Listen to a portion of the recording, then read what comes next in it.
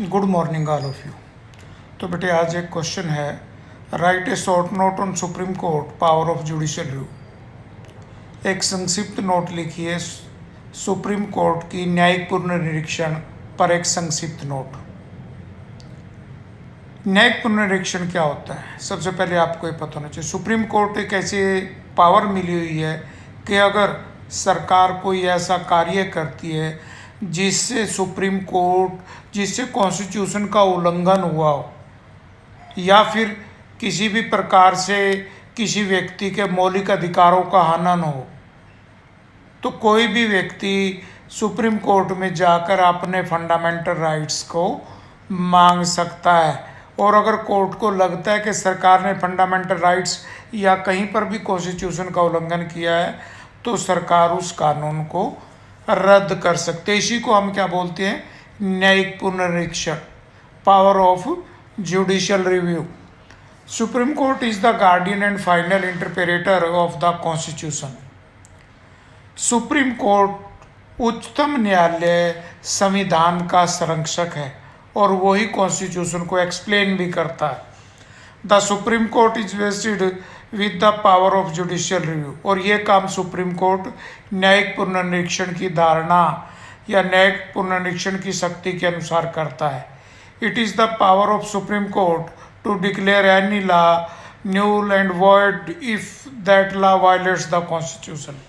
और अगर supreme court को लगता है, सुप्रीम कोर्ट अपनी शक्तियों का प्रयोग करके उस कानून को स्थगित कर सकता है, उसको निरस्त कर सकता है अगर उसको लगता है कि कहीं पर भी संविधान का उल्लंघन हुआ, संविधान का अनदेखी की गई है। It is the Supreme court which by its judicial review will decide whether a law in connection with the fundamental rights is void और नॉट। सुप्रीम कोर्ट ये डिसाइड करता है कि अगर सरकार ने कहीं पर भी फंडामेंट मौलिक अधिकारों का उल्लंघन किया है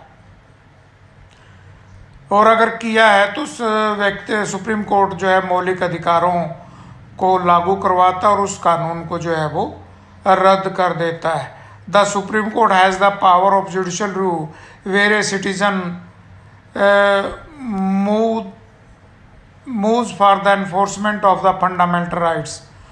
और सुप्रीम कोर्ट के पास ये शक्ति है कि अगर अपने अधिकारों के लिए कोई सुप्रीम कोर्ट में गया है तो सुप्रीम कोर्ट सरकार के ऊपर प्रेशर डालकर फंडामेंटल राइट्स को लागू करवाता है। Under article 32 when the court is so moved it will have to decide whether legislative और executive action of the union of a state violates a fundamental rights and if so. और article 32 के अनुसार अगर कोई व्यक्ति या कोई सरकार कहीं पर भी व्यक्ति के अधिकारों का उल्लंघन करती है, कोई ऐसा कानून बनाती हैं जिससे व्यक्ति के फंडामेंटल राइट्स प्रभावित होते हैं, चाहे वो लेजिस्लेशन के द्वारा, विधान मंडल के द्वारा कानून बनाया गया या वो कार्यपालिका के द्वारा ऐसा कुछ किया गया हो, तो सुप्रीम कोर्ट जो है वो डायरेक्शन देता है कि फंडामेंटल राइट्स को जो है वो दोबारा से लागू किया जाए और उसका उल्लंघन हुआ है या नहीं हुआ है वो भी सुप्रीम कोर्ट देखते। It will issue directions or orders or writs including writs in the nature of habeas corpus, mandamus, prohibition quo warranto and certiorari, whichever may be appropriate for the enforcement of any of the rights conferred by this part। और fundamental rights को तो किसी व्यक्ति को अगर गलत तरीके से बंदी प्रत्यक्षीकरण के द्वारा या किसी और कानून के द्वारा व्यक्ति को अगर सुप्रीम कोर्ट को लगता है कि व्यक्ति को अधिकारों का उल्लंघन हुआ है तो सुप्रीम कोर्ट जो है वो उसमें इंटरफेयर कर सकता है और उस कानून को रद्द कर सकता है।